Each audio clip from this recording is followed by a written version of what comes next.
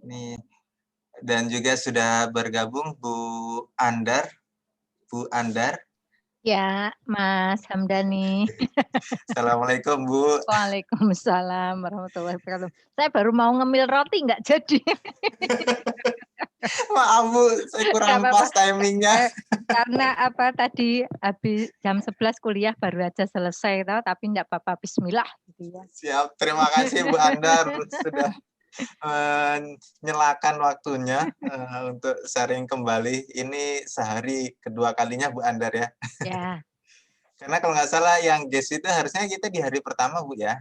Nggih, ya. Kemudian harus bergeser karena salah satu pembicara tidak bisa Bu ya. Oh, Bu Andar pas ada acara seminar Bu Andar ya?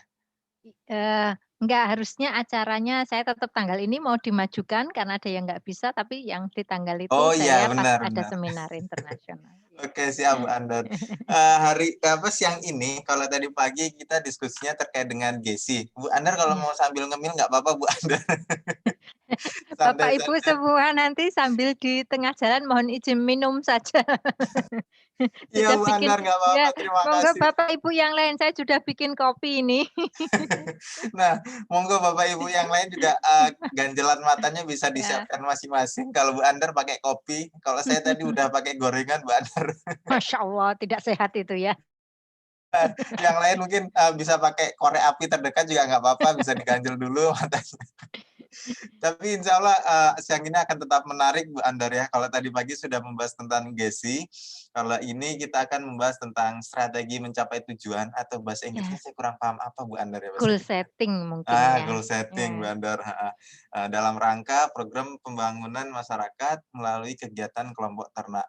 Iya, karena peserta kita ini cukup beragam juga Bu Andar, ada yang peternak mandiri, kemudian ada juga yang kelompok, ada juga pendamping kelompok. Jadi saya rasa nanti akan sangat relate dengan atau berkaitan sekali dengan yang di masyarakat atau di peserta seminar kita pagi. Oh, seminar apa? Pelatihan Bu Andar. Pelatihan Ini pada siang hari ini. Bapak Ibu mohon maaf adik-adik tuh kalau ketemu saya grogi gitu ya. Saya udah mencoba mencairkan suasana biar nggak terlalu terlihat grogi, ternyata tetap kalah sama Bu Andar nih. Ya. Oke, saya mohon izin untuk mengingatkan ke peserta dulu Bu Andar Nggih, bahwa silahkan ada silahkan, pretest ya. yang harapannya bisa dikerjakan oleh Bapak Ibu. Kemudian nanti setelah sesi ini bisa mengerjakan post testnya. Ini yang akan kita gunakan untuk salah satu asesmen untuk Bapak Ibu peserta pelatihan ini. Seperti itu, Bu Andar, nanti materi dari Mas Fandi akan membantu menayangkan atau Bu Andar sendiri? Boleh monggo, bisa dua-duanya saya boleh, Mas Fandi boleh. Mas Fandi juga nggak apa-apa. Ya. Mas Fandi, bagaimana Mas Fandi? Ya, siap Mas. Oke, ya. Mas Nggih. Fandi nggih, Kan Bu sudah Andar. ready, kasihan nanti kalau gabut ya. Ngantuk, Bu. Iya ngantuk ini sambil goda Mas Fandi Oke ya. Ibu, waktu Ya. kita sama seperti tadi, nanti kita sampai jam 2:15 Bu, nggak Ya, masalah nanti. berarti kurang lebih 1 jam juga ya. Nggih, 1 jam juga Bu, ngapunten jadi Oke. kita bisa optimalkan. Ya. Nggih, monggo Nggih, Bu Andar, waktu baik. saya serahkan ke Bu Andar. Oke, terima kasih Mas Hamdani, terima kasih Mas Fandi yang sudah membantu juga. Selamat siang Bapak Ibu, Mas-mas, calon Bapak, calon Ibu, kalau ada yang belum jadi Ibu ya.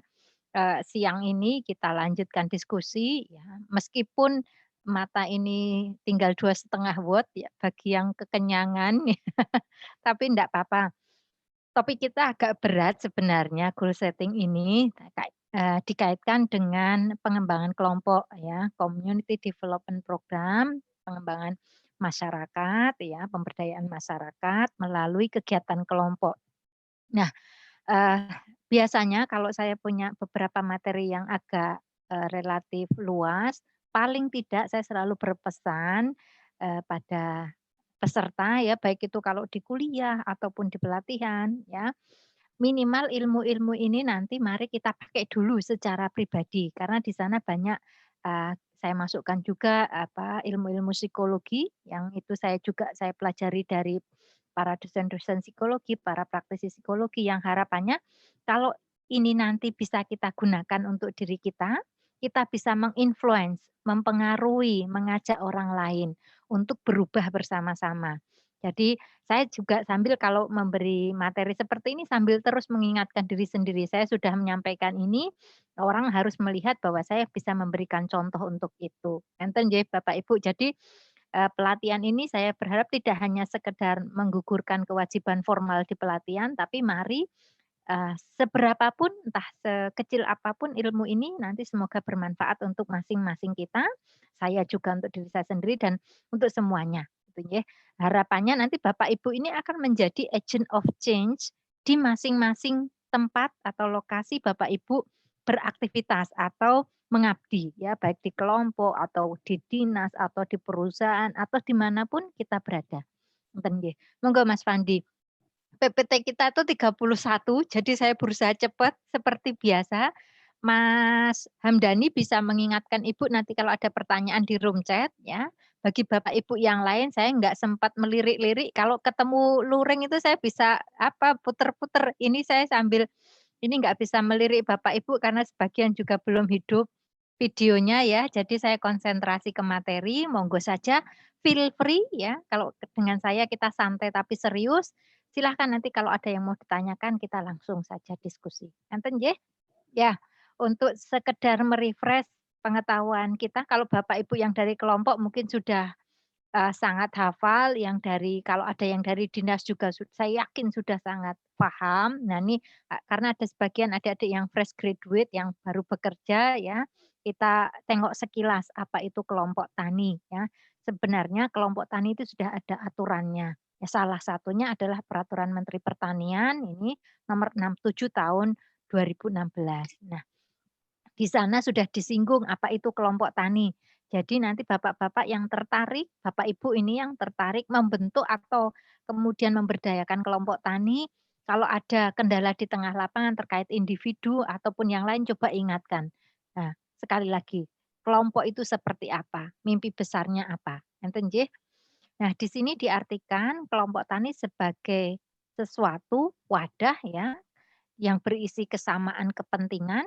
Ya, harus punya kesamaan kepentingan. Tadi misalnya saya mencatat di sesinya Bu Suci tadi, Dokter Suci, ada Bapak Sufyan ya, yang menanyakan tentang apa, mungkin nanti ke depan perlunya berkolaborasi ya, meskipun nggak sampai ke dalam bentuk kelompok tani ndak masalah, berkolaborasi itu kerjasama itu macamnya banyak. Cuma dalam hal ini yang umum kita gunakan dalam pemberdayaan di bidang peternakan, kalau menyangkut masalah peternakan rakyat itu kelompok tani, gitu nggih. Kemudian, sumber daya alam, sosial ekonomi, keakraban, saling mempercayai, keserasian hubungan antar anggota, untuk apa? Untuk kelestarian kehidupan berkelompok. Sehingga setiap anggota merasa memiliki dan menikmati manfaat dari setiap kegiatan. Ini nanti yang penting kita pegang tegus. Jadi masing-masing itu punya perasaan memiliki dan bisa menikmati manfaat adanya kelompok. Monggo Mas Pandi. Nah, ciri-ciri kelompok coba nanti Bapak Ibu, kadang kelompok itu kalau baru awal-awal didirikan itu wah semangat sekali. Nanti di tengah perjalanan mulai agak berkurang semangatnya. Ya, coba diingat sekali lagi. Nah, dari 5 ciri ini nanti kalau kira-kira ada yang apa, di tengah perjalanan kurang, ya mari kita up-kan lagi.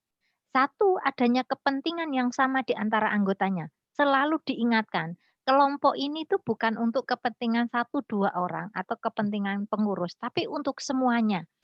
Ya, artinya kita membuka kesadaran anggota atau siapapun dalam kelompok itu, kelompok ini untuk kita bersama. Jadi yang diakomodir adalah kepentingan bersama, gitu ya. Tujuannya mesti untuk meraih kepentingan atau tujuan dari seluruh anggota kelompok, bukan hanya person by person satu 2 orang atau pengurus, ya.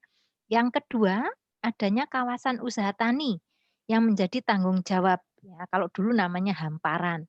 Kalau sekarang namanya Wilkel, ada yang menggunakan istilah wilayah kerja, monggo nanti di tempat Bapak Ibu masing-masing mungkin, perbedaan istilah enggak apa-apa, tapi intinya harus ada usahanya yang real, yang ini menjadi tanggung jawab bersama.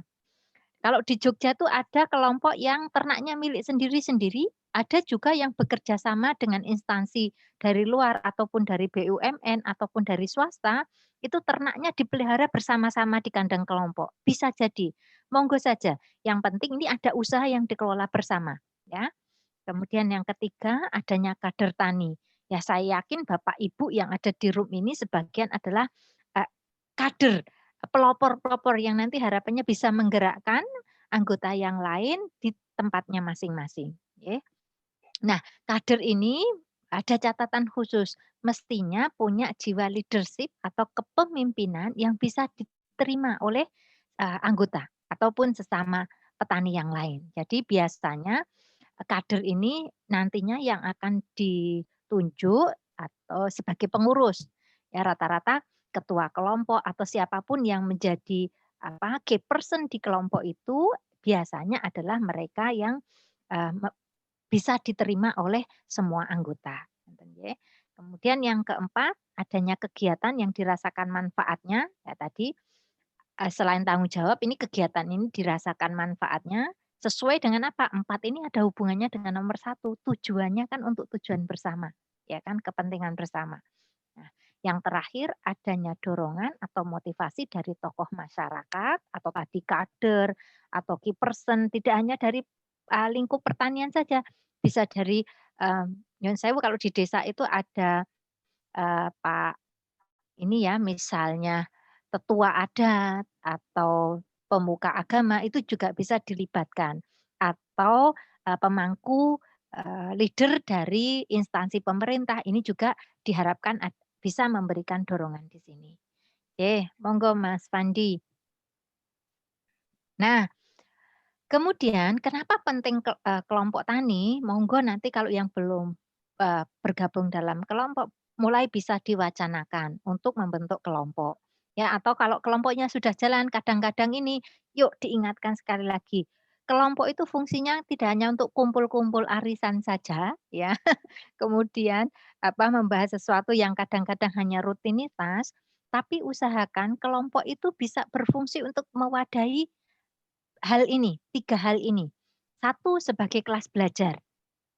Jadi, bagi anggota kelompok ya, itu bisa menambah ilmu ya di kelompok itu.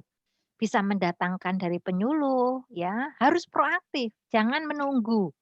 Jadi bisa juga meminta bantuan dari institusi pendidikan terdekat. Bapak Ibu bisa sebagaimana kita yang di UGM, bapak-bapak, ibu-ibu ini yang di kelompok bisa mengajukan surat permohonan untuk diadakan pelatihan. Lah, apalagi kalau sekarang ini dengan sistem daring seperti ini kita tidak punya kendala jarak. Jadi silahkan saja Bapak Ibu proaktif menyampaikan permohonan kepada institusi yang dituju. Bisa lembaga penelitian, bisa institusi pendidikan, bisa dinas untuk dilakukan penyuluhan. Nah, syukur-syukur kalau anggota kelompok itu bisa juga menggunakan fasilitas IT seperti ini ya, pembelajaran seperti ini saya yakin ilmu itu akan semakin cepat didapat ya, sehingga perubahan itu tidak butuh waktu lama. Kalau dulu ya, plus minus ya, kalau waktu luring, waktu belum pandemik, kalau kita mau mengadakan penyuluhan terkendala jaraknya jauh ya kan, nanti di perjalanannya sendiri sudah kalau di Jogja aja bisa sejam, 2 jam, apalagi di luar Jawa ya bisa 4 jam. Nah, sekarang kan bisa dibuat singkat. Nah, manfaatkan segala sesuatu yang bisa mendukung untuk kelompok ini bisa menjadi kelas belajar, dan nggih. Kemudian sebagai wahana kerjasama. Tadi dicontohkan, kalau sudah punya kalau dari pertanyaan tadi ya, kalau nggak salah Pak Sofyan itu sudah punya customer, sudah punya pembeli, cuma punya sedikit kendala, dia bisa belum sustain karena omsetnya terbatas. Nah, ini kan bisa menggandeng yang lain, ya, untuk kemudian bersama-sama. Disampaikan juga oleh tadi Dokter Suci, pakai filosofi apa, sapu lidi. Sapu lidi itu kalau diambil satu-satu paling cuma, oh, satu lidi itu bejo-bejo ya, bejo-bejo itu dalam bahasa Jawa ya, paling-paling ya, mohon maaf sekali kita sambil guyon ini siang-siang, paling ya bisanya untuk tusuk gigi, ya kan? Satu lidi itu paling biasanya untuk tusuk gigi atau kadang membersihkan kuku atau apa ya. Tapi kalau banyak, ya gunanya banyak, bisa untuk nyapu, mohon maaf kalau ada kucing nakal bisa untuk ngelempar kucing kalau masuk rumah, ya kan?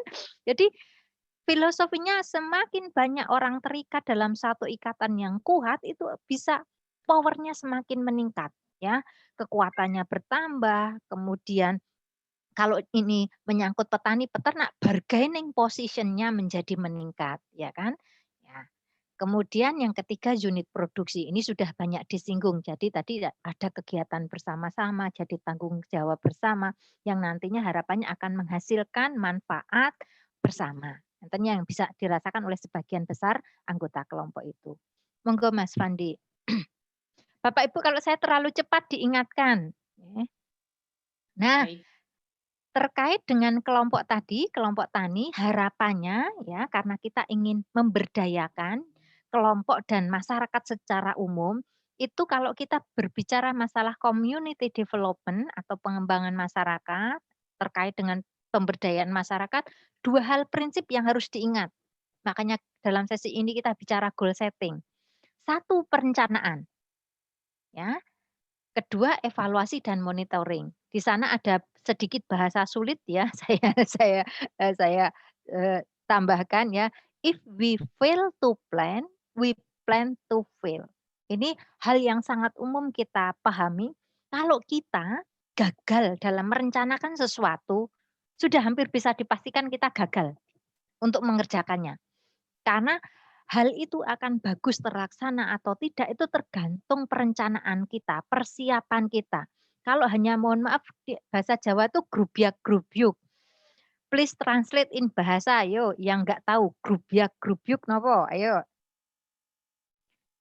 Ada yang bisa membantu? Monggo kita santai aja siang-siang ini kalau kita nggak sambil ngobrol itu tinggal tidur nanti saya. Mas Novan tahu nggak? Grubyak-grubyuk. Buru-buru, Bu. Ah, betul, buru-buru ya. Kalau kita terburu-buru ya, hanya kejar tayang itu biasanya banyak hal terlewatkan. Ya, contoh sederhana hari ini saja, saking semangatnya saya tuh mau ngisi pelatihan gitu ya. Saya ketinggalan dompet yang berisi surat-surat itu kan karena terburu-buru. Materinya pelatihan sudah saya siapkan, tapi ternyata ada hal lain yang harus kita perhatikan juga. Nah, pun begitu kalau kita nangani suatu kegiatan, mesti banyak aspek yang harus kita perhatikan dulu. Oke. Yang kedua adalah evaluasi dan monitoring. Ini nanti yang akan kita pelajari cepat di sesi ini. Oke. Ada yang mau menyampaikan, Diru? Tadi saya dengar suara. Tidak, Bu. Tadi itu kurang mute, Bu. Oh, coba nanti hostnya tolong dibantu ya, Ibu ya. Oke, lanjut Mas Fandi. Nah, kemudian apa itu? Karena kita inti besarnya goal setting ya dimulai dari perencanaan ya. Nah, apa itu perencanaan? Ya, di sini ada 2 catatan. Hakikat perencanaan silahkan. Jadi yang belum terbiasa buat planning, silahkan buat planning untuk hidup kita dulu aja. 1 minggu ke depan, 1 tahun ke depan, 10 tahun ke depan. Nah, 1 ini adalah usaha secara sadar. Jadi kalau buat rencana tuh sadar dulu, jangan sambil tiduran. Jangan sambil kemudian mohon maaf nge-fly itu membayang-bayangkan, ya jangan. Ini bahasa anak mudanya fly. Kalau mohon maaf kalau yang untuk yang, eee, saya kalau ada bahasa-bahasa yang Bapak Ibu kurang tahu tolong tulis di chat room biar nanti disampaikan Mas Hamdani. Kalau sebagian bahasa milenial itu kadang untuk yang usia 50 ke atas itu kurang difahami, ngenten nggih. Satu harus sadar, kemudian terorganisir, melibatkan banyak pihak, banyak sumber daya, dan terus-menerus. Jadi perencanaan itu nggak hanya berhenti membuat sekali. Kayak pengalamannya gini, saya selalu contohkan tuh pengalaman hidup saya. Yang paling gampang, saya dulu, mohon maaf ini sedikit curcol, tapi semoga bisa menginspirasi. Saya dibesarkan oleh seorang single parent. Ya, ibu saya itu hanya SD, ya, pendidikannya SD. Bapak saya meninggal saya usia 10 tahun. Jadi saya kurang lebih sejak tahun 84 itu hanya dibesarkan seorang janda di desa yang pendidikannya SD, profesinya petani. Oke.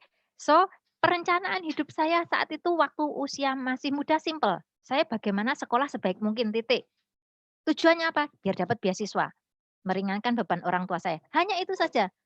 Seiring tambah usia, ya, tambah, ilmu, mesti planningnya naik, ya. Nanti SD oke, sudah passing bagus, masuk SMP. Karena saya tadi kekeh punya planning, saya harus bisa memberikan hasil terbaik, membanggakan orang tua, syukur-syukur suatu saat nanti jadi mohon maaf ya, saya sedikit curcol kondisi masyarakat kita, jadi anak janda miskin di desa itu sama sekali nggak enak. Betul tidak? Sehingga muncul planning dengan kesendirinya karena ada kebutuhan tuh ada planning. Oke, saya harus jadi seseorang, seseorang yang bermanfaat, syukur-syukur nanti ngangkat derajat statusnya keluarga saya. Sehingga begitu saya naik umurnya, tambah umur, tambah ilmunya, SMP tambah semangat lagi. Ya, saya semakin semangat. Karena apa? Saya dapat beasiswa. Mulai SMP saya dapat beasiswa dari UNESCO Kyoto Jepang sampai SMA. Nah, di SMA saya mulai meningkat lagi. Planningnya itu selalu berubah. Meningkatnya apa? Oke, saya sebenarnya nggak mau kuliah karena saya tahu orang tua saya nggak mampu. Seorang janda SD di sawah, anaknya 4. Bisa dibayangkan. Saya nggak mungkin terlalu bermuluk-muluk, tapi saya pegang teguh prinsip selama kita punya kemauan, tujuan besar itu pasti dicarikan jalan oleh Tuhan.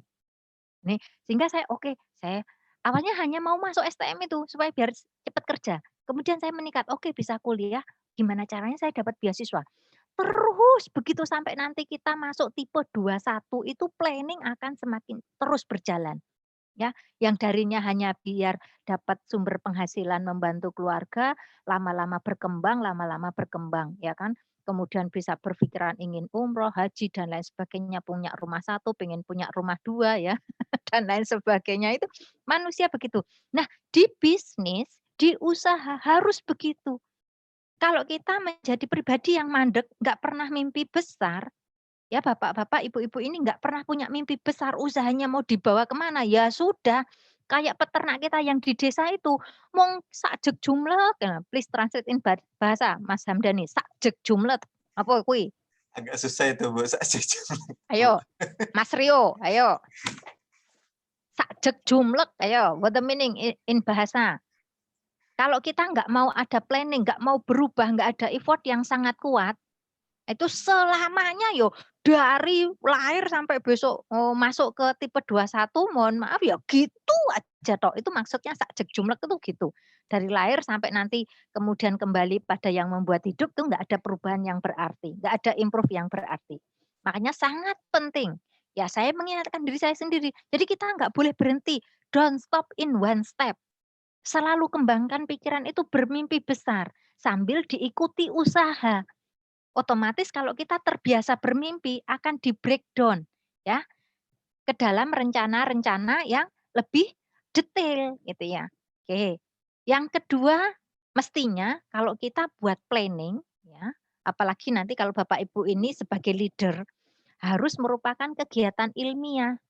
Jadi dukung fakta, dukung situasi, pelajari trennya ya. Tadi kalau di industri sapi potong, Bapak Ibu, tren kekinian kalau dilihat dari sisi customer ya, konsumennya, itu perubahan konsumen di saat pandemik ini misalnya dari produk segar menjadi frozen food, ya kan. Dari produk segar menjadi produk yang setengah siap saji, tinggal dimasak sebentar aja udah langsung jadi. Ya yang tren-tren seperti ini kan ilmiah, kajian ilmiah. Apalagi kalau Bapak Ibu bisa mendapatkan data real, permintaan ya kan, dari konsumen ini sangat membantu untuk usaha kita. Ya, oke, lanjut Mas Fandi. Ya, ini jangan bingung mau dibawa kemana, ya mau kita bawa ke yang lebih baik, gitu aja. Ya, pilihannya yang lebih baik. Nah, kalau sudah tahu pentingnya perencanaan, bagi saya perencanaan itu ibarat rute, Bapak Ibu. Ya, Bapak Ibu yang di kelompok, yang di perusahaan, yang di dinas. Kalau kita nggak punya rencana, apapun yang kita lalui, itu nggak akan ada rute yang jelas. Artinya usaha kita tuh kurang efisien. Karena apa? Planning itu ibarat rute. Kayak misalnya saya contohkan di kelas itu seringnya, adik-adik kalau dari Vapet UGM, Bapak Ibu suatu saat saya doakan sampai sini ya, yang belum pernah sampai Vapet. Kalau mau ke UGM rutenya kemana? Nah, dari UGM kalau mau ke Malioboro, rute tercepat kemana? Ya jawabnya gampang, pakai Google Map Bu. Oke, ya disebutkan maksudnya. Ya, ya. Artinya yang di Google Map yang disajikan itu ibarat itulah ya rute hidup atau kalau ini menyangkut tujuan hidup atau tujuan kelompok ya rute yang harus ditempuh tuh itu. Nah, planning itu seperti itu, meng-guideline kita untuk mencapai suatu turning point yang mau kita tuju. Nah, tahapannya bagaimana? Satu, harus bisa identifikasi masalah. Ya. Masalah apa dalam kelompok Bapak Ibu? Kalau di masalah sehari-hari gampang. Kalau saya sih sangat gampang dulu ya masalahnya menjadi anaknya orang miskin, janda itu enggak enak. Berarti saya butuh banyak finansial, support finansial ya tahu untuk pendidikan, untuk yang lain. Saya harus punya apa? Support ekonomi yang kuat. Ya kan jelas. Ya kalau di kelompok apa masalahnya? Misalnya ADG sapi enggak meningkat-meningkat. Atau apalagi masalah pemasaran yang sulit, atau pakan yang terkendala seiring musim. Nah, silahkan itu diidentifikasi, dibuat catatan detail sesuai sikonnya. Ya. Kemudian tentukan tujuan. Ya. Masalah ini banyak. Nah, tujuan yang mau yang mau dibuat terkait dengan kegiatan yang ada di kelompok ya ataupun tempat binaan kita ataupun tempat kita bekerja, sesuaikan skala prioritas. Jadi enggak semua masalah harus dipecahkan bersama-sama, tidak, mumet kita nanti. Pakai skala prioritas, mana dulu yang paling urgent, segera harus terpecahkan. Satu itu, skala prioritas dari masalah. Kedua, skala prioritas dari kemampuan yang ada, baik dari SDM maupun SDA yang dimiliki di kelompok atau di tempat kita. Ya kan? Misalnya contoh sederhana kalau di sapi potong, yang itu sepanjang tahun terjadi, ya ini loh, saya tuh kadang gemesnya ini ya, adalah pakan. Pakan di musim kemarau, hampir di semua tempat yang bukan wilayah persawahan, selalu menemui kendala pakan. Ya wong dari umur 20 tahun sampai 60 tahun ya masalah itu terus ada. Tapi kenapa tidak dijawab masalahnya? Ya, itu lebih banyak unsur satu, mohon maaf Bapak Ibu, saya tuh orangnya apa adanya ya, mohon maaf saya agak kasar, apa adanya kalau membaca fenomena masyarakat. Kita itu banyak ditinggali sifat-sifat atau mental oleh kolonial yang tidak bagus. Ya, apa, yang alon-alon waton kelakon misalnya kalau di Jawa, pelan-pelan ya kesuwen ya selak kukut donyane alon-alon waton kelakon. Nanti kalau PDKT ke pacar atau ke sahabat selak dimbat orang itu kan enggak berlaku ya kan. Yang gitu-gitu itu masyarakat kita masih begitu terlalu nerimo yang tidak pas ya.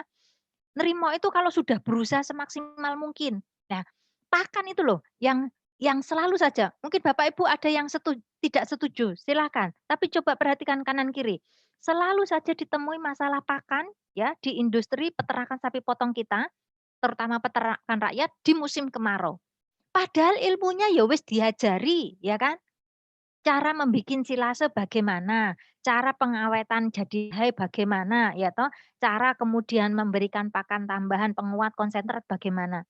Tapi kok ya masih ada kesulitan pakan di musim kemarau. Kenapa? Ilmu itu hanya berhenti di kepala sama di sini tok, tidak dilakukan. Nah, ini yang menjadi masalah, itu juga masalah di kelompok. Kemauan effort untuk kemudian Mas Hamdani translate, tidak njagake. In bahasa apa? Mengandalkan, Bu. Ya, salah satu masalah kita di kelompok juga itu sikap mental kita di kelompok. Ya, ini juga berlaku untuk saya sendiri dan teman-teman. Ayo evaluasi. Kita tuh kadang tanpa sadar tinggalan penjajah. Ini senang sekali njagake dari orang lain. Nanti nak ada bantuan dari dinas. Nak nanti lah gimana mau maju kalau hanya menunggu orang lain. Betul enggak? Saya berani berkata keras seperti itu karena saya sudah ngalami. Kalau saya hanya mengeluh, oke, saya kan hanya anak janda ya. Saudara saya 4, ibu saya SD dan hanya tani. Kalau saya enggak sekolah tinggi orang akan sangat maklum. Betul tidak? Ya syukur-syukur saya dikasihani kemudian saya suruh bekerja di tempat orang. Leh, Kalau seperti itu hari ini saya nggak ada di depannya Bapak-bapak, Ibu sekalian. Nah, makanya hal-hal yang seperti ini sebenarnya yang paling berat di lapangan. Masalah itu peternak juga sudah pinter, sudah tahu, tapi bagaimana membawa masalah ini kemudian dijadikan tujuan bersama, and then ayo dikerjakan, jangan hanya berhenti di wacana, ya. Kemudian susun, kalau sudah mantap itu tujuan, susun di rencana program yang lebih detail. Yang sudah dipilih tadi di-breakdown ke dalam yang lebih detail kegiatannya. Waktunya kapan, siapa saja yang terlibat, ya kan, sumber dayanya apa saja yang dibutuhkan. Kalau butuh penyuluh siapa yang mau dimintain, mau dari universitas atau dari dinas atau dari lembaga penelitian, monggo saja. Di era yang serba teknologi sangat terbuka seperti ini, sebenarnya ruang waktu itu kan sudah mulai tidak ada batasannya. Bapak Ibu bisa akses kemanapun. Ya, kemudian kalau sudah punya rencana detail, kita floor-kan, kita open, prinsip kalau kita mau pemberdayaan adalah keterbukaan. Supaya ini kita mengangkat partisipasi dari anggota. Kalau orang itu dilibatkan akan percaya. Enggak gek. Ayo please translate gek. Ayo, ada yang enggak tahu gek? Jangan-jangan. Iya betul, Eh, jangan-jangan. Ya kan kita ini kan kalau nggak tahu seringkali terus berubah profesi jadi paranormal, ya loh. Heeh, suka menerawang, jangan, ya nggak usah. Makanya kita pegang prinsip keterbukaan, sama-sama ini untuk kita, dari kita, ayo kita lakukan bersama. Nah, kalau sudah bisa menyusun program, laksanakan. Nah, di pelaksanaan ini sangat dibutuhkan peran Bapak Ibu sebagai leader. Karena, ya ini bocoran sedikit ilmu penyuluhan. Kalau Bapak Ibu mersani, memperhatikan, mencermati tipologi masyarakat kita itu rata-rata adalah masuk dalam lead majority. Kalau ada inovasi baru, teknologi baru tuh mesti engko sike. Wedi. Ya kita jangan-jangan iki ngapusi, jangan-jangan iki engko ra marai berhasil, gek sapiku malah mati misalnya, sapi saya malah mati atau malah gimana. Gek-geknya itu besar, itu tinggalan kolonial. Untuk kita nggak proaktif, nggak kemudian progresif. Ya ini peran leader, peran agent of change, penyuluh ada di sini nanti. Ya, syukur-syukur Bapak Ibu ini yang jadi leader harus mempraktekkan dulu ya. Dengan dukungan saya yakin Bapak Ibu ini secara finansial, secara pendidikan, secara ekonomi relatif lebih tinggi dari yang lain. Ayo diniatin ibadah ya, ibadah memberikan contoh dulu. Kalau kebanyakan masyarakat kita itu, nek belum ada yang dilihat real buktinya, itu mesti maido. Ayo, what the meaning if maido? Ayo. Sepelekan. Ya, menyepelekan, mesti nggak percaya. Allah paling omong doang. Betul ndak? Ya kan? Misalnya saya bercerita gini, kalau Bapak Ibu nggak tahu dari nolnya saya seperti apa, mesti juga maido, "Allah mosok Bu?" Iya. Nah, orang nggak percaya saya sepatu sampai pinjem sebelum masuk kuliah itu, nggak punya sepatu beneran, nggak apa-apa, gitu ya. Yang penting kita niat. Nah, itulah peran Bapak Ibu nanti di pelaksanaan program ya. Jadi leader, praktekkan dulu yang bisa diobservasi orang, ya, dievaluasi supaya orang mau kemudian mencoba. Nek wis dicontoh nih, kalau sudah dikasih contoh yang baik ya, anggota kelompok, "Oh kok tetap nggak mau?" Ya sudah tipikal. Kita nggak usah terlalu memikirkan terlalu dalam, kita support aja yang relatif lebih muda. Kalau menemui seperti itu jangan kemudian patah arang gitu ya.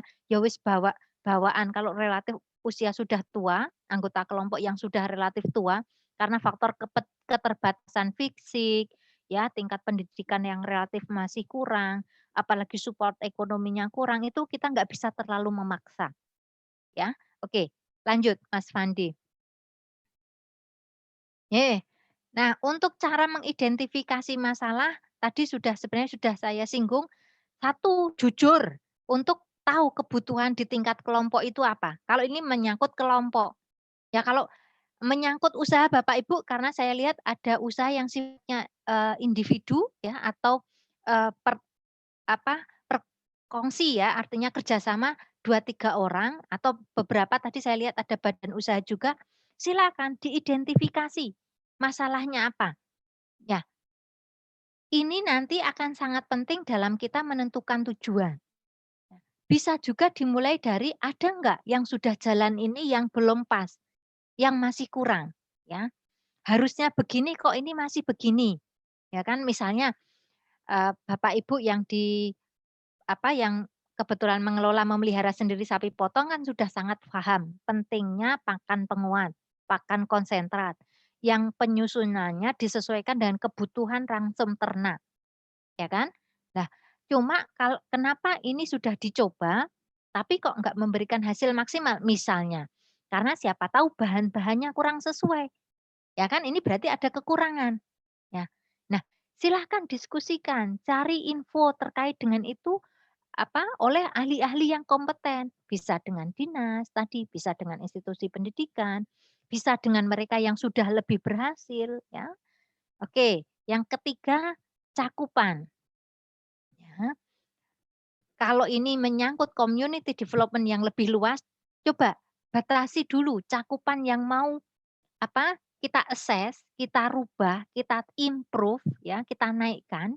Itu saya yakin di awal-awal tuh nggak bisa semuanya. Pilih dulu yang paling potensial berubah. Oke, oke. Mas Fandi, monggo lanjut. Saya berusaha cepat. Saya tadi izin sambil minum, ya. Nah, ini sedikit tambahan teori saja Bapak Ibu. Nanti karena tadi perencanaan itu harus ilmiah, jadi Bapak Ibu, meskipun sebagian tidak dari kita, monggo ini bisa membantu Bapak Ibu menentukan kebutuhan tadi. Ada beberapa jenis kebutuhan, ada kebutuhan absolut. Nah, ini menyangkut contoh kebutuhan absolut itu manusia kalau tidak makan, tidak minum itu berhenti eksistensinya sebagai manusia. Artinya bergelar almarhum atau almarhumah misalnya. Ini kan absolut harus ada, ya oksigen ini harus ada misalnya. Kemudian ada kebutuhan normatif. Ini misalnya kalori per hari yang harus dipenuhi, atau kalau ternak normatif kan sebenarnya sudah ada hitungannya. Kebutuhan pakan untuk ternak itu berapa persen berat badan, nanti hijauannya berapa persen, nanti proteinnya berapa persen, untuk kondisi ternak yang sedang bunting dengan yang tidak, beda tidak. Nah ini normatif, kalau ternak. Lah kalau manusia tadi contohnya kebutuhan asupan kalori per hari berapa, ya ini hanya contoh saja, nanti bisa Bapak Ibu baca lebih lanjut ya. Ada kebutuhan yang dirasakan, ada yang dinyatakan, ada komparatif. Kalau ini terkait dengan kita manusia, Bapak Ibu, nanti banyak dijumpai di masyarakat kita itu kebutuhan itu lebih sifatnya komparatif atau, eee, apa ya, eee, arahnya kalau ke dalam kehidupan sekarang ini memang lebih banyak yang komparatif, bukan yang absolut.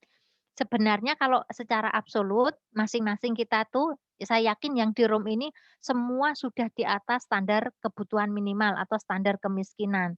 Tapi kadangkala godaan syaiton di hati kita merasa miskin, merasa kurang. Kenapa merasa kurang? Karena kita membandingkan dengan orang lain. Itu kalau manusia. Lah, nanti di kelompok juga begitu, siapa tahu di kelompok itu kalau mau terus berkembang ada plus minusnya. Minusnya kurang bersyukur, plusnya progresif. Ya. Progresif artinya apa? Kalau kita bandingkan, kelompok ini selalu cari pembanding yang lebih baik. Supaya apa? Memacu kita untuk bisa seperti itu. Harapannya itu kita mengetahui 5 jenis kebutuhan ini. Gitu ya. Oke. Monggo Mas Fandi. Nah, kemudian untuk tahap yang kedua tentukan tujuan ya. Tadi kalau sudah need assessment, kebutuhan, tentukan tujuan. Ya, tujuan apa yang ingin dicapai? Ya, ada 2 tujuan itu, ada goal, ada objektif. Goal itu tujuan besar, sedangkan objek itu yang lebih terinci. Ya, misalnya goal itu kalau contoh sederhananya seperti ini. Ayo saya tanya, Mbak Astrid misalnya contoh yang ada, oh tadi ada Mas Ardian. Mas Ardian apakah ada di room ini? Coba.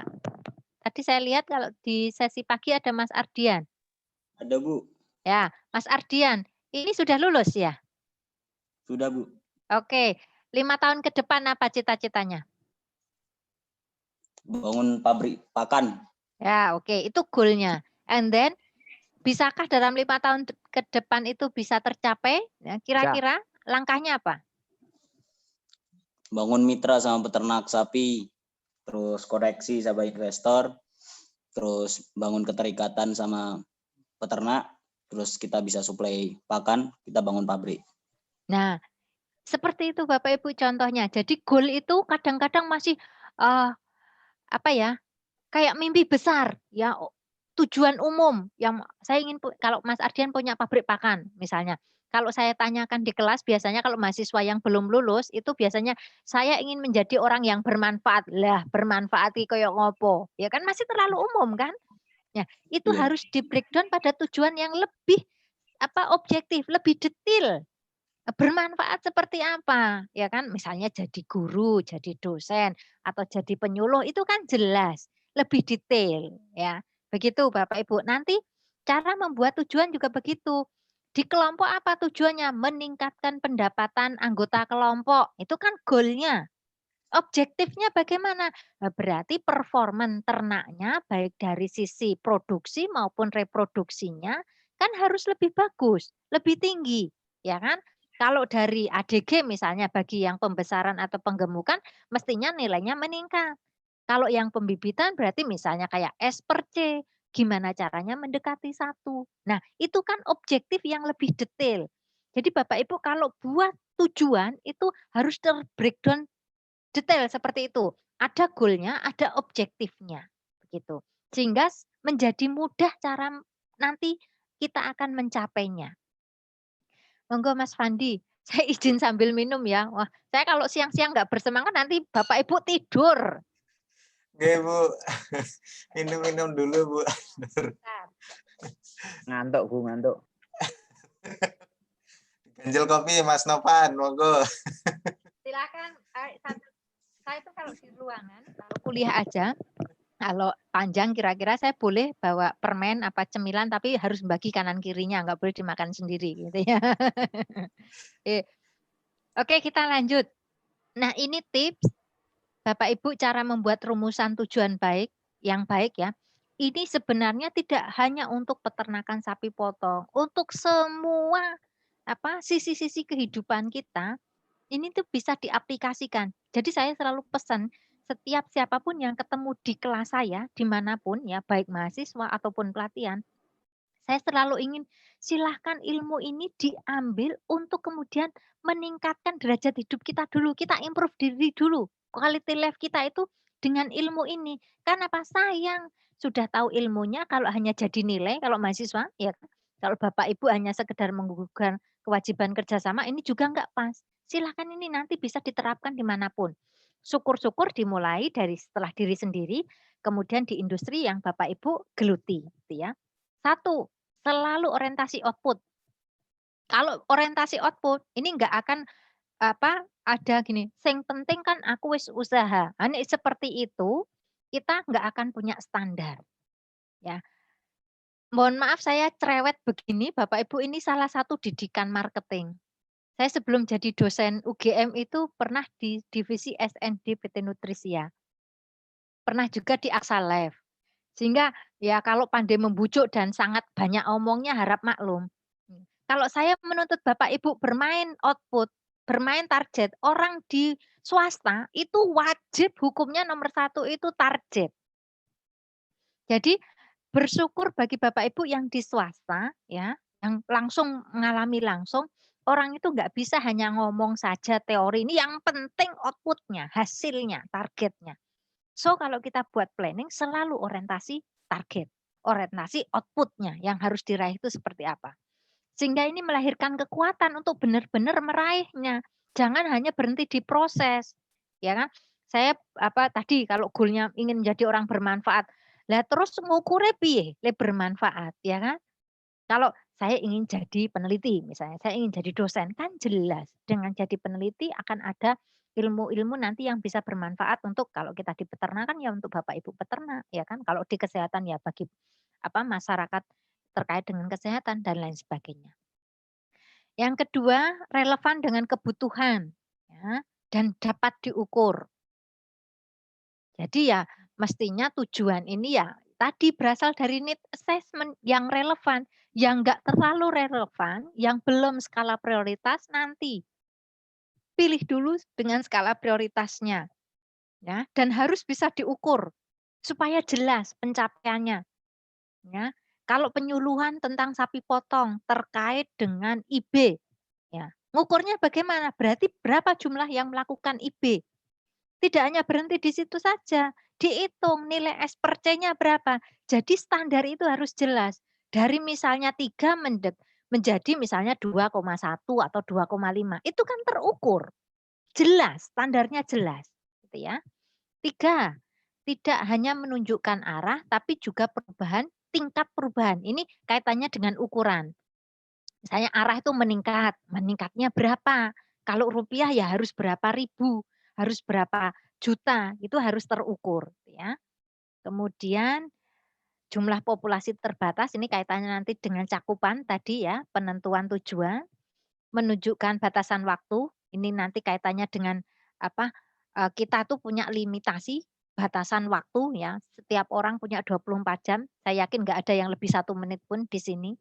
Jadi, ya ini filosofi yang diberikan orang tua saya dulu untuk goal setting ini sederhana sekali, ya. Selama kita itu masih sama dengan orang lain, waktunya 24 jam, makannya juga masih nasi, bukan beling, ya tahu beling ya? Ada yang di sini tahu beling atau kreweng? Beling itu pecahan kaca itu loh, kalau kita jadi jatilan itu loh, atau kembang itu loh, itu kan jatilan loh. Nah, kalau kita makannya masih nasi, ya karena kita di Indonesia ya, selama prinsip dicatat ini, untuk goal setting, untuk menyemangati kita kapan pun. Ini prinsip sederhana dari orang tua saya yang hanya SD, ya. Selama orang lain bisa melakukan itu, kalau di usaha ya, selama kompetitor kita bisa melakukan itu, kita pasti bisa asalkan mau. Nah, dengan mau itu pasti akan ada langkah-langkah yang ditempuh. Kalau saya di kelas gampang, orang kuliah itu mau TK, SD, SMP, S1, S2, S3, bahasanya coba ada yang tahu? Kalau ini, coba tangan saya terlihat enggak? Kalau saya bilang, "Kecil," gitu, ya ini loh, "Kecil, sak kuku ireng kecil," gitu. Belajar itu kecil, apa maksudnya? Ya karena nggak ada yang sulit, selama 2 hal, belajar apapun termasuk Bapak Ibu yang di room ini mendapatkan ilmu baru, sebenarnya hanya 2 hal untuk menjamin Bapak Ibu itu menguasai. 1 mau membaca, 2 mau berlatih. Kalau ilmu, udah apapun itu, pelajaran apapun itu asalkan mau membaca, mengulangnya, kemudian berlatih. Berlatih itu misalnya kayak matematika, kalau kita di, peternakan ya formulasi rangsum, statistik ya kan, itu kan berlatih. Cara membuat pakan yang bagus, kalau Bapak Ibu terlibat di pembibitan ya cara bagaimana deteksi, birahi yang paling tepat ya kan, itu kan berlatih, tanpa itu nggak bisa. Nah ini, karena kita punya tadi keterbatasan waktu. Oke, selanjutnya relevan dengan kebutuhan, ini hampir sama dengan nomor 2. Ya, lanjut Mas Fandi. Nah ini sudah sangat umum diketahui Bapak Ibu kalau kita punya goal setting, biasanya orang menyebutnya dengan SMART, tambahannya itu macam-macam tergantung kita ya, masing-masing mau menambahkan apa, tapi minimal SMART, spesifik, ini detail, ya jelas, jangan ngawang-ngawang, ya kayak tadi menjadi orang yang bermanfaat itu belum detail, ya toh. Meningkatkan pendapatan itu belum detail, meningkatnya berapa, ya kan. Kalau di populasi, meningkatkan populasi kalau Bapak Ibu yang di perusahaan, meningkatnya itu berapa, harus jelas, spesifik, ya kan.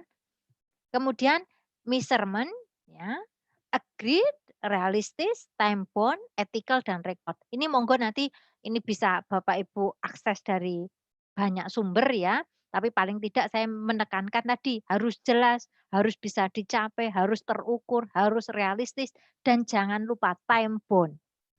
Ya, 24 jam kita itu, ya, kita itu hidup ini agak melenceng sedikit, ya. Tidak ada di materi apapun, tapi kalau Bapak Ibu belajar filsafat ya, filosof ya, kita itu hidup hanya di 3 hari. Ini untuk menyemangati goal setting kita, baik secara pribadi maupun kelompok. Ya, ini Mas Hamdani nggak pernah dapat ini, Mbak Astrid juga, Mas Aldian juga. Kita tuh hidup hanya 3 hari saja, masa lalu, hari ini, dan masa datang. Masa lalu sampai kapan pun nggak akan pernah berulang. Kalau sudah masa lalu ya sudah lewat, nggak akan kembali lagi. Nah, hari ini inilah yang paling terpenting dalam hidup kita. Terkait dengan goal setting, kita boleh buat rencana apapun tanpa ada upaya mewujudkan rencana itu, nonsen, akan menjadi masa lalu. Jadi kita hanya 3 itu, yang lalu sudah. Lalu itu kan sudah terlewat, nggak akan kembali. Hari inilah. Makanya kita perlu goal ini untuk memastikan hari ini kita bisa efektif. Sedangkan masa hari esok kita belum tahu, kita tuh akan sampai hari esok enggak. Meskipun sudah kita rencanakan sebaik mungkin, tidak ada salahnya hari inilah yang harus kita benar-benar raih atau kita lakukan sebaik mungkin, apapun itu. Tuh. Oke, monggo lanjut Mas. Jadi memang ini banyak pelajaran psikologi ya, saya combine dengan pelajaran filosofi. Harapannya ini ilmu ini tidak masuk hanya di pengetahuan Bapak Ibu. Kenapa saya sampaikan itu masuknya ke ranah afeksi, ranah motivasi, ranah psikologi yang ingin saya sentil. Nah, kalau Bapak Ibu sudah tersentil, harapannya nanti genti bisa menyentil yang lain, gitu nggih. Oke, kemudian tadi yang spesifik. Tujuan spesifik, kalau Bapak Ibu ada yang belum punya bisnis, ini ya, atau di kelompoknya mau ingin mengembangkan bisnis baru, harus spesifik, ya kan. Caranya bagaimana? Cara mendapatkan ide, bisa banyak hal, ya. Salah satunya banyak bersosialisasi, termasuk kegiatan kita ini kan sosialisasi. Bapak Ibu bisa punya grup, bisa saling sharing, ya kan. Bisa saling memberi, "Oh nek di sini ada peluang ini, di sini ada peluang ini." Nah, ini untuk membantu kita memunculkan ide, gitu ya. Cara yang lain ini banyak, monggo nanti ini bisa, saya yakin sudah Bapak Ibu ini sudah biasa ya. Kalau kita filosofinya hidup itu ibadah, mesti kan akan ada hal-hal apa yang bisa saya kontribusikan untuk anggota, untuk yang lain, untuk anak buah, untuk masyarakat. Nah, ini, harapannya juga bisa memunculkan ide. Monggo Mas Fandi. Ya, sambil saya memberikan penjelasan, kita bisa sharing, monggo ya Mas Hamdani kalau ada yang bertanya, Ibu diingatkan. Ya, oke, ini kita hanya waktunya 24 jam. Ingat-ingat Bapak Ibu, jangan bersuka-suka di masa muda ya. Siapapun bisa diambil kapanpun. Jadi yang terbaik yang kita lakukan terkait dengan goal setting kita adalah lakukan yang terbaik hari ini. Titik.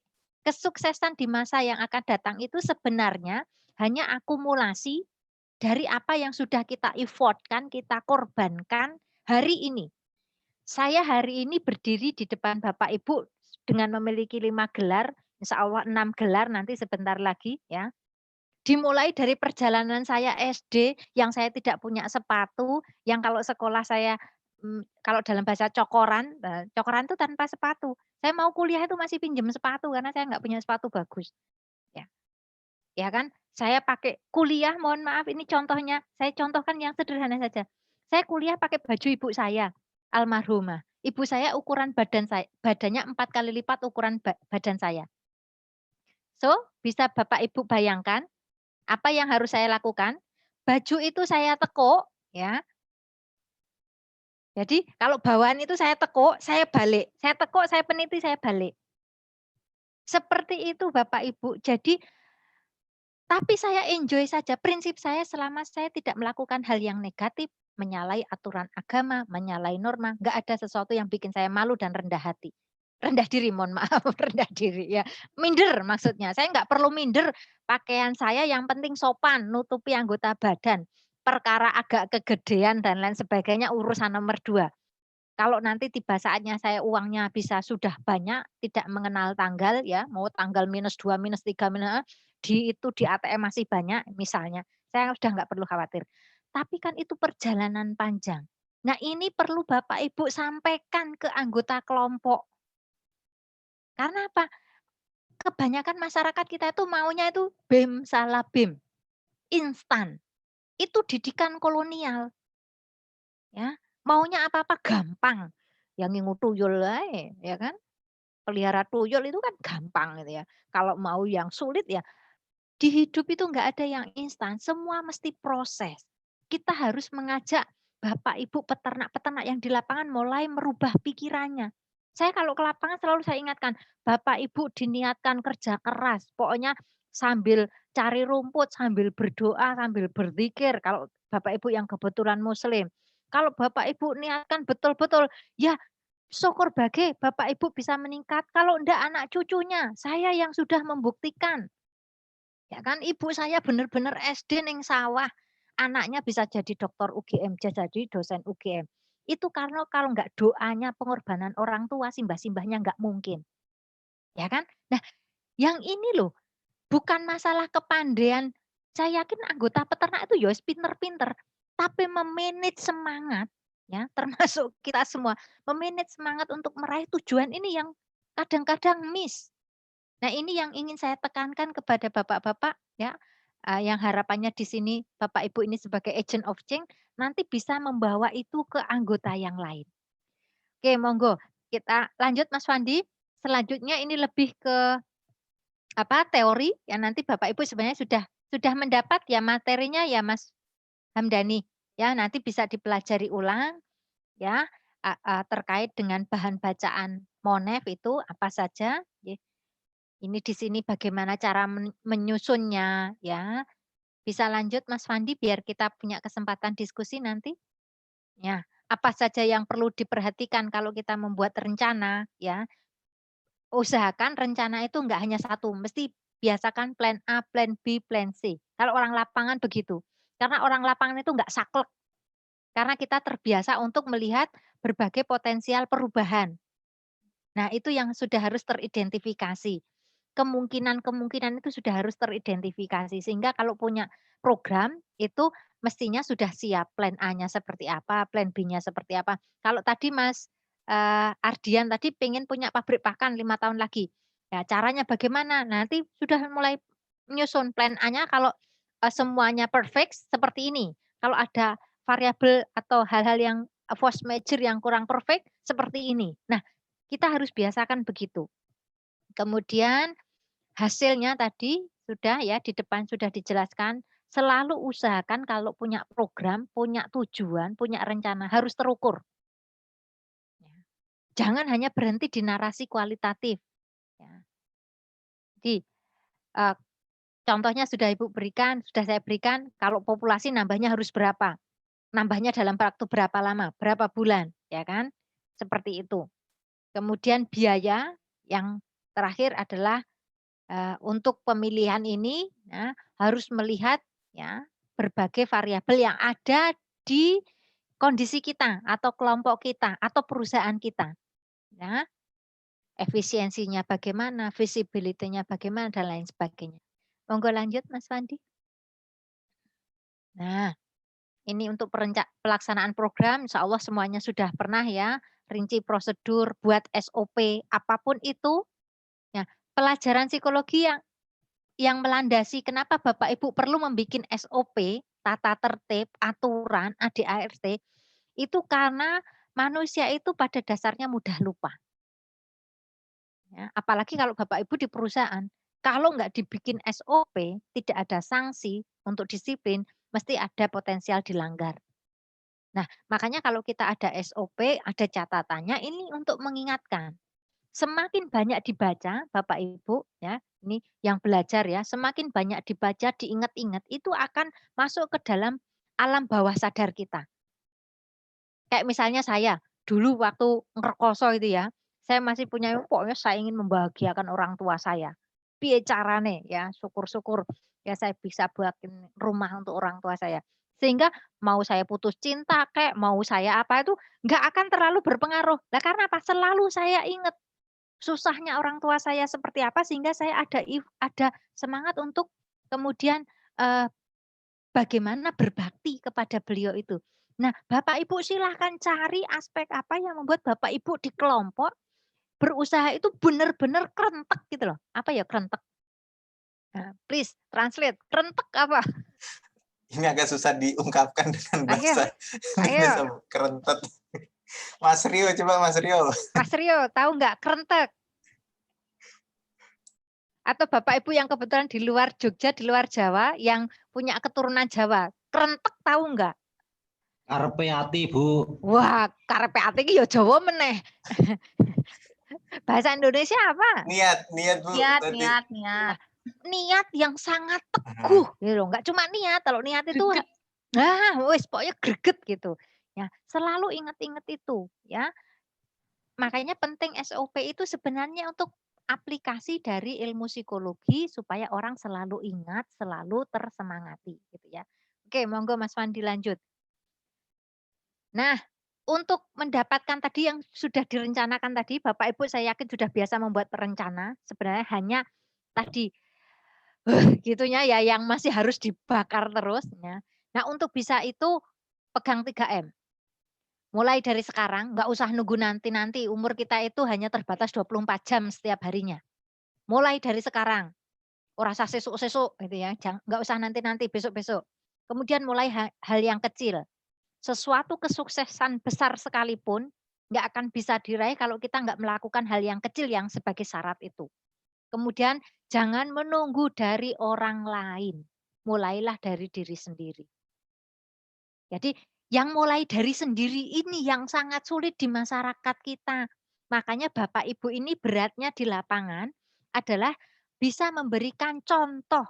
Sebelum kita bicara pada anggota kelompok yang lain, pada bawahannya atau pada siapapun, please tunjukkan dulu, prove it, buktikan dulu pencapaian kita. Maka kita nggak perlu banyak berkata-kata, orang lain akan, oh iya ya, maksudnya itu. Ya. Nah ini yang harus dipegang ulet, sikap yang tepat, carilah tim yang tepat.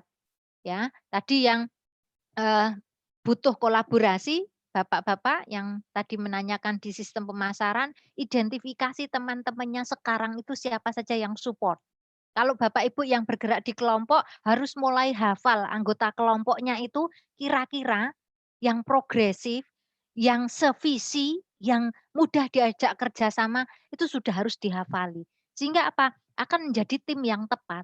Kalau kita punya tim, anggota tim nggak tepat, mohon maaf, deleo dalam bahasa Jawa, deleo apa ya? Sakarepe dhewe, seenak sendiri, atau punya teman yang mohon maaf terbiasa hanya mencari kesalahan saja, hanya berhenti mencari kesalahan, itu akan tim kita itu nggak akan solid, mesti akan banyak konflik. Nah, kita harus mulai bisa memilih tim yang solid, anggota teman yang tepat, gitu ya. Dalam hal apapun, baik secara pribadi, secara usaha, nanti di kelompok, di perusahaan juga begitu. Jadi jangan membuang waktu kita, perasaan kita, energi kita untuk ngopeni tanda petik orang-orang yang energinya negatif. Kita akan membuang tenaga. Oke, lanjut Mas. Nah selanjutnya ini evaluasi ya. Rencana apapun yang sudah dibuat sedetail apapun, sudah dilakukan kalau tanpa evaluasi kita nggak bisa ada progres perbaikan di masa mendatang. Jadi di prinsip di Monef ini nanti meskipun PPT-nya banyak, Bapak Ibu intinya di situ. Supaya ibarat di slide yang paling terakhir saya beri gambaran ibarat kita mau nanam pohon itu biar jejak. Kalau kita mau buat rumah ya biar siku, biar lempeng, biar bagus. Kalau kita mau bepergian ya biar sesuai rute. Maksudnya seperti itu. Oke. Monggo Mas Fandi bisa di-screening cepat saja ya. Saya yakin Bapak Ibu ini sudah membaca ya. Silakan ya. Oke. Nah, di monitoring dulu Mas, monitoring dulu aja. Ya, di monitoring Bapak Ibu ada 3 hal yang harus Bapak Ibu perhatikan kalau mau Monef. Inputnya, waktu, dan implementasi. Sudah sesuai enggak input ini digunakan? Dari sisi biaya, orangnya, bahannya, ya kan? Kemudian waktunya bagaimana? Kemudian diimplementasinya ini sudah sesuai dengan SOP belum? Kalau sudah sesuai oke, kalau belum sesuai belumnya di mana, kendalanya apa, yang ini pentingnya Monef ini kalau sudah tahu begitu jangan nunggu besok-besok. Kalau di bahasa Jawa itu jangan sampai kriwian dadi grojokan. Ayo please translate in bahasa. Apa? Monef ini untuk itu. Ada yang tahu? peran Monef ini jangan sampai kalau kita menemui kendala, sebenarnya kendala atau masalah itu kecil, tapi karena dibiarkan berlarut-larut, itu kemudian memblow up menjadi besar. Maksudnya itu kriwian itu kan kecil jadi grojokan ya. Pentingnya Monef di sana untuk melokalisir, meminimalisir masalah yang mungkin timbul selama masa implementasi dari suatu program, dari goal setting yang sudah kita buat, dari perencanaan yang kita buat. Begitu. Jadi pentingnya Monef di situ. Tanpa Monef, kalau ada apa-apa, loh ini kok sapinya, kita punya program misalnya kerjasama, kemitraan dengan kelompok, ya, gaduhan. Tanpa Monef, tahu-tahu sapinya mati kan nggak ngerti. Tiba-tiba di akhir masa perjanjian, sapinya ora tambah anak-ane. Karena apa? Nggak di Monef. Loh kan sudah mati Bu 3 bulan lalu. Lah kan ra ngerti. Nah, kan sudah mati Bu 3 bulan lalu. Gitu. Nah, salah satunya begitu, Monef itu. Monggo Mas Fandi. Bu Andar ngapunten 5 menit lagi Bu. Iya, saya sambil melihat menit ini. Kemudian evaluasi, ini ada 2, evaluasi yang dilakukan tadi, makanya Monef itu kadang-kadang orang menganggapnya sama karena evaluasi ini ada juga yang dilakukan secara kontinu ya, secara berkala ya, ada juga yang hanya dilakukan di akhir. Kalau kita boleh memilih, kalau Bapak Ibu bisa memilih, lakukan yang secara berkala karena kita akan meminimalisir peluang-peluang kegagalan atau resiko kegagalan yang mungkin terjadi. Karena kalau hanya di akhir sudah lewat, sudah waktunya itu nggak akan terulang gitu sih. Lanjut Mas Fandi. Ya, ini tujuannya saya yakin Bapak Ibu sudah biasa, nggih, lanjut. Sambil saya menunggu kalau ada pertanyaan nggih Bapak Ibu. Ya, monggo ini nanti bisa dipelajari, di sini sudah saya berikan detail ya, bagaimana evaluasi yang baik itu. Lanjut Mas. Ya, jangan lupa kalau kita ingin evaluasi kita itu baik, kedepankan objektivitas, jujur, tidak ada subjektivitas, apa adanya gitu. Kemudian praktis, pilih metode yang praktis, jangan yang berbelit-belit. Kalau ngajari misalnya peternak kita untuk melakukan pengukuran berat badan, ya jangan yang repot, yang susah. Kan bisa disupport dengan kalau ada modal, dengan timbangan yang ada rodanya itu, ya kan? Atau bisa juga dengan teknik sederhana ngajari kalau jajing kan bisa diukur tinggi gumba dan lain sebagainya. Nanti tapi pilihlah metode yang itu paling praktis, paling mudah dilakukan, gitu ya. Kalau ngajari kompos ya pilih bahan-bahan yang ada di sekitar misalnya atau silase. Jangan mensyaratkan bahan-bahan yang tidak ada di situ. Misal kalau itu program dan nanti evaluasinya juga harus begitu. Caranya pilih yang paling praktis gitu ya. Oke, bisa dilanjut 1 menit lagi. Nah, indikator evaluasi ada 2, ada kinerja, ada keluaran. Ya, kinerja itu juga tidak salah, tapi lebih baik kalau kita bekerja selalu dengan target, jangan pernah lupakan target atau evaluasi output gitu ya. Jadi jelas pencapaiannya. Nggih, monggo. Ya ini tambahan ilmu saja untuk Bapak Ibu, ternyata goal setting itu bertingkat dari input diolah tadi sapi, ada pakan, ada kandang, ada aktivitas pemeliharaan atau ada kalau di sini ada feedlot ya ada feedlot, output-nya apa? ADG bisa juga kalau yang pembibitan anak. Nah, outcome-nya apa? Hasil jangka menengahnya apa? Misalnya peningkatan pendapatan masyarakat. Lah, impact goal-nya dalam jangka panjang apa? Misalnya kesejahteraan masyarakat secara umum misalnya. Atau kemandirian bangsa kita dalam sisi ketahanan pangan. Itu jenjangnya seperti itu. Jadi berjenjang. Ya itu saja yang bisa saya sampaikan. Nanti saya semprit sama Mas Hamdani ya pas ini sambil saya terengah-engah loh Mas Hamdani mosok 31 slide hanya dalam waktu kurang dari 1 jam. Oke. Terima kasih Bu Andar. Sambil Bu Andar minum, minum ya. monggo Bu Andar minum dulu. Monggo Bapak Ibu jika ada yang ingin disampaikan atau diceritakan atau ditanyakan kepada Bu Andar, karena saya yakin Silahkan. di sini juga banyak dari pendamping kelompok ataupun bahkan pengurus atau ketua kelompok di wilayah masing-masing. Di sini ada Bu Tosia, yang ini Bu Tosia bergabung. Ya, Mas Fandi, Ibu bisa dibantu screen-nya biar kelihatan Bapak Ibu semua. Jadi mungkin bisa. Nah, oke. Biar enak diskusinya. Jadi kelihatan gitu ya. Saya tuh siang-siang masih glowing loh ya, masih fresh gitu ya. Umur hampir 50 loh, masa yang masih muda-muda gitu sudah gimana mau jadi. Habis nimpal letong soalnya Bu, jadi agak-agak.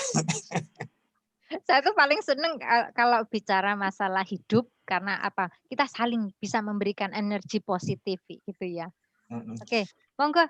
Ini atau mungkin Mas Rio juga salah satu pendamping di kelompok di Bantul juga. Mas Rio mungkin bisa sharing-sharing. Ya, silahkan Mas Tadi Rio. pagi sebetulnya kita sempat sharing juga Mas Rio terkait dengan pengembangan kemitraan dan pembangunan kelompok di kelompok ternak. Apa namanya Mas Rio? Saya lupa. Di Bantul mungkin. Mungkin bisa sharing Mas Rio. Gini Bu, saya ingin Ya. cerita sedikit aja. Jadi ini lebih tepatnya bukan kelompok ternak yang sekarang saya dampingi yang di Bantul itu, karena Ya. kelompok ternak yang saya dampingi yang di Bantul itu udah cukup baiklah menurut ya. karena udah lama juga, udah 30 tahun, dan pengakuan dari kelompok tani mereka bilang, Mas di sini kelompoknya solid, kompak-kompak, dan ya sapinya juga bagus-bagus lah. Ya. Nah, saya ingin cerita di daerah saya Bu, saya dari Medan itu, singkat cerita ada satu kelompok ternak. Medan ya. Ujak Kesuma. Ujak Kesuma Bu. Jadi singkat cerita itu kelompok tani diberi dana kurang lebih sekitar 400 juta. Dibuat untuk kelompok ternak. Jadi dibuatkanlah kandang, dibelikanlah sapi. Jadi kemudian kelompok ternaknya itu siapa yang ingin bergabung bayar. Nah, bayarlah, mendaftar gitu kan. Singkat cerita kerjaannya itu ngasih pakan, mandiin, sama ngasih pakan, mandiin, ngarit gitulah. Ya, cari pakan ya. Oke. Ya gitu, terus terang seiring berjalannya waktu, tapi sapinya itu mengalami penurunan Bu. ADG-nya nggak naik, banyak yang mati dan lain sebagainya, mungkin karena kekurangan pakan. Sebab gini, orang-orang yang bergabung di kelompok ternak itu kan nggak sepenuhnya di kelompok, mereka juga punya kerjaan sampingan atau kerjaan utamanya, malah kerjaan utamanya berdagang kayak gitu. Jadi sempat terjadi yang namanya konflik lah. Singkat cerita itu sapinya pada kurus-kurus, pada mati dan lain sebagainya. Nah, dan itu juga menjadi masalah bagi rumah yang ditumpangi kandang, karena itu jadi kayak karena mereka itu pergantian shiftnya kurang disiplin. Nah, sapinya bengak-bengok itu justru malah jadi kerjaannya yang punya rumah. Nah, itu singkat cerita daripada konflik sana kemari dibagi, artinya karena udah punya bagian masing-masing, dipelihara secara individu. Udah malah sapinya gemuk-gemuk, dipelihara berkelompok, sapinya itu kurus-kurus, dipelihara individu, itu sapinya gemuk-gemuk. Ya mungkin asumsi saya kalau kelompok kan mungkin iren-irenan. Betul. Nah, iren-irenan mungkin si A itu ngurumatnya tenanan, tapi si B itu enggak tenanan, gitu-gitulah. Terus kemudian udah dibagi aja. Nah, ketika dibagi itu kan mereka fokus pada sapinya masing-masing, Bu. Nah itu ya itu memang tetangga saya juga yang anggotanya. Terus jadi saya tahu awal sapinya kayak apa, sekarang sapinya kayak apa, saya tahu gitu. Oh, ya ternyata lebih baik gitu sih Bu. Dan ternyata kalau di Jogja ini rata-rata, di Jawa ini rata-rata memang mereka satu kelompok ternak itu satu tempat, tapi ngelolanya sendiri-sendiri. Ya. Hanya sekedar secara struktur organisasi mereka bergabung, tetapi secara pengelolaan mereka individu. Itu sih Bu. Hanya ingin menceritakan fenomena aja kayak gitu. Ya.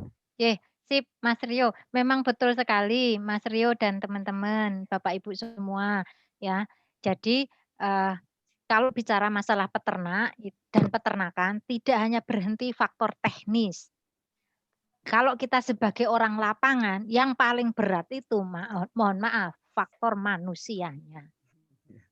Jadi, mbok kita mau berbuih-buih membuat teori apapun di meja, begitu kita ke lapangan, kalau urusannya masih dengan manusia, nah itu PR kita itu di manusianya itu. Makanya saya kadang-kadang sedih kalau orang ada yang meremehkan, wong sosek ki ngopo, lah kowe ndek pakan, ora ana sing makani, ora mlaku ya. Lah bagaimana memegang orang yang mau kasih makan ini peran orang-orang sosial, orang-orang psikolog, ini di situ. Jadi Mas Rio betul sekali, buat pengalaman Mas Rio, jadi apapun kegiatan kita nanti di lapangan terkait dengan kelompok, satu perhatikan faktor teknis betul, tapi jangan lupa pelajari faktor psikologis, sosial, budaya masyarakat di situ. Bisa jadi ada suatu masyarakat yang senangnya itu berkelompok, bareng-bareng. Bisa jadi, karena ini spesifik lokasi. Masyarakat di Indonesia itu kan sangat beragam. Jadi nanti dimanapun kita berada, berkarya, pahami dulu sosial masyarakat di situ. Ya, kebanyakan memang secara umum orang kita itu gampang meren. Apa meren? Iri. Terus tadi sangkanya itu besar gek gitu loh. Terus aku sregep engko oleh podo karo sing males misalnya. Nah itu kan faktor psikologi. Makanya penting tadi begitu menyusun rencananya termasuk di yang teori yang sudah Ibu sampaikan tadi, memilih tim yang tepat. Karena apa? Tim itu kajiannya nggak hanya teknis, tapi psikologi manusianya dipakai. Kecerdasan kita karena pengalaman menilai orang, kan menilai orang itu enggak karena BEM salah BEM, wah kira-kira ini kan enggak begitu. Tapi dari hariannya, oh peternak ini rajin apa enggak. Kalau Bapak Ibu yang punya bawahan, oh ini anak buah saya itu kira-kira pekerjaannya seperti apa. Itu kan bisa diidentifikasi. Nah itu untuk mendukung Bapak Ibu mengambil keputusan siapa saja yang harus terlibat, ya kan? Bagaimana harus memperlakukan mereka. Nah, ini yang ilmu ini kalau Bapak Ibu tidak praktek langsung nggak bisa. Hanya sekedar dibaca itu nggak bisa. Harus dirasakan sendiri, dievaluasi sendiri, makanya kemudian muncul ilmu titen. Ada yang tahu titen? Titen itu bukan kulit dele kayak uduk ya. Tapi titen itu ngenteni, Bu. Apa, Mas? Ngenteni. Oh, bukan. Titen itu kayak pengamatan, memastikan, menghafal. Nah, menghafal. Kayak menghafal. Ya. Teliti ya. Ya, titen itu mencermati, ngapali, recording secara teliti gitu ya. Jadi niteni, misalnya niteninya itu gini, saya punya teman dekat misalnya, kok nek esuk ora tau kuliah, berarti ilmu titennya apa kira-kira? Oh, berarti dia biasanya mesti tangiawanan titen. Atau misalnya kalau orang Jawa misalnya gugon tuhon ya, ada kupu masuk rumah, itu kan ilmu titen. Apa artinya kalau orang Jawa? Titenan Gusti Allah sing bales. Wow, duduk kuwi ya.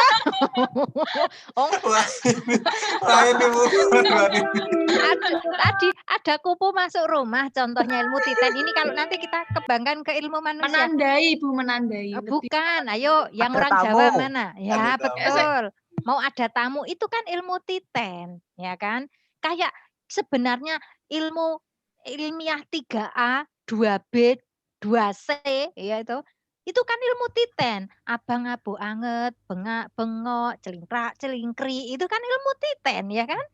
Nah, itu kemudian, ilmu-ilmu yang seperti ini yang bisa kita dapatkan dengan experiencing, dengan pengalaman langsung ini, yang harapannya akan memperkuat ya kita semua, bapak-bapak, ibu-ibu dalam kemudian membreakdown kegiatannya.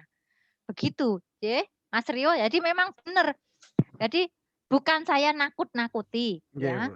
Bukan saya mengecilkan kontribusi pihak lain. Tapi kalau namanya sudah bekerja di lapangan, yang kita urusi itu betul ternak, tapi ternak itu ora bakal urip nek ra ono peternake. Jadi kan yang kita urusi peternaknya.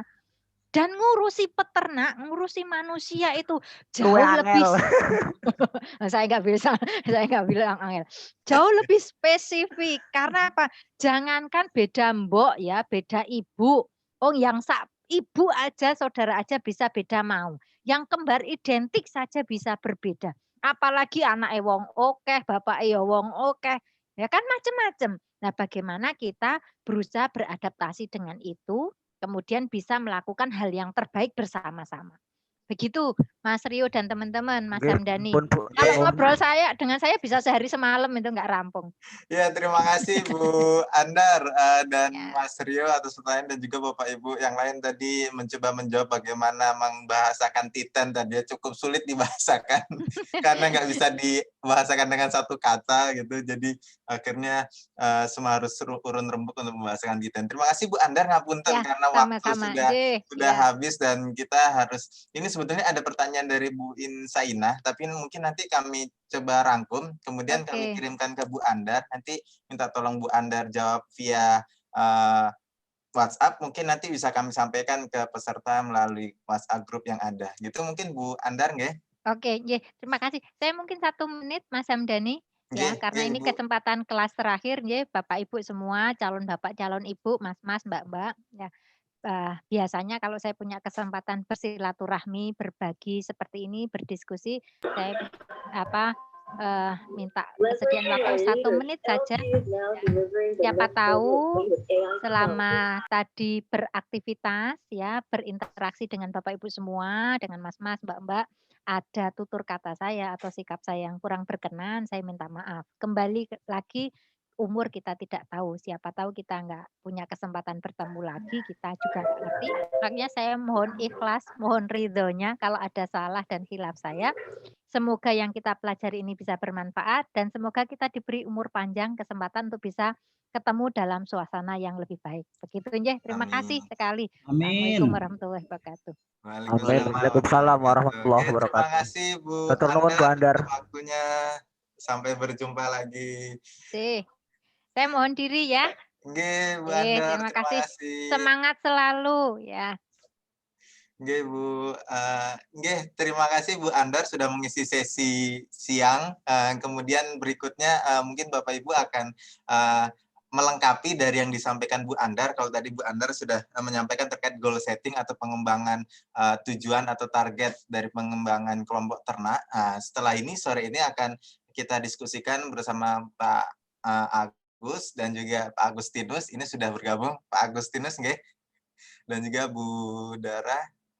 Ya, Agustinus sudah bergabung dengan kita. Lama tidak bertemu Pak Agustinus.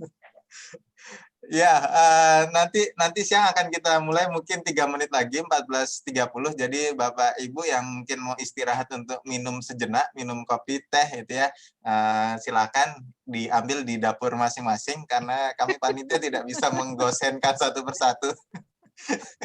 Ini agak jauh ini Bu, karena ada yang dari Bangka, ada yang dari Kalimantan Selatan, ini bahkan ada yang dari Bangka mana? Coba ini sambil guyon aja ya, karena sesinya sudah selesai kan. Bu, dari Kalau kelas saya tuh biasanya harus banyak guyon, makanya saya awet muda. Harus banyak. Bu Andar. Dalam, Pak, Bangka Pak. Lampung, Bu. Oh sip, tapi saya belum pernah ke situ Pak. Iya, mau nanya Bu, aku Bu. Silahkan, boleh Mas Hamdani boleh ya? Tapi, jangan tanya status ya Pak. Sebentar aja. Oke, siap Agustinus, silakan. Aku mau nanya Bu, ngomongnya kok bisa cepet gitu apa tiap hari makan pisang Bu? Kayak burung ya Pak ya. Wah, ya saya dipadak kayak manuk apa itu yang dikasih itu pisang Ambon itu? Pisang apa? Pisang apa Pak namanya itu?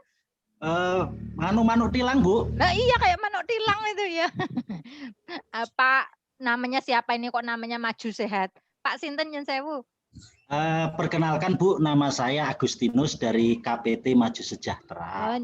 Pak Agustinus, saya itu mantan marketing. Jadi di perusahaan saya dulu saya dilatih untuk pandai membujuk.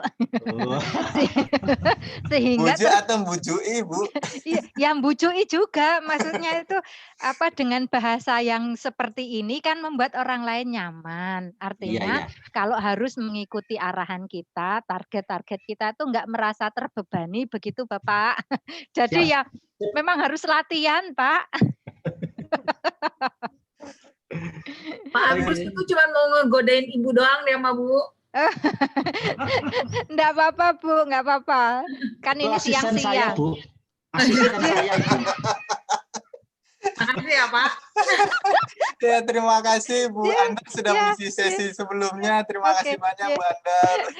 Saya sekalian mohon pamit ya Bapak Ibu karena sudah dari pagi. Terima kasih Sukses Bu Andar. selalu Bisa ya, sampai harian. ketemu di lain kesempatan. Oke, terima kasih Bu Andar dan ini juga sudah bergabung Pak Agustinus dari KPT Maju Sejahtera dan nanti didampingi sama Mbak Dara dari ASCCB.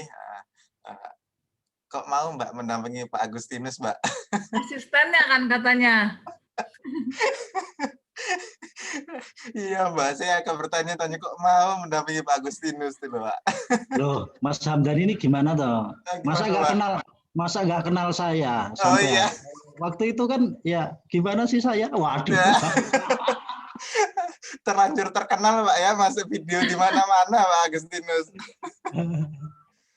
Oke, nanti untuk sesi selanjutnya akan bersamai oleh Pak Panjono, Pak Agustinus dan Mbak Dara dan Bapak Ibu peserta pelatihan. Jadi saya mohon undur diri, saya menyimak saja, Pak Agustinus dan Mbak Dara. Oke, terima kasih sudah mengikuti sesi sebelumnya, Bapak Ibu peserta. Saya undur diri. Assalamualaikum warahmatullahi wabarakatuh. Waalaikumsalam warahmatullahi wabarakatuh. Waalaikumsalam.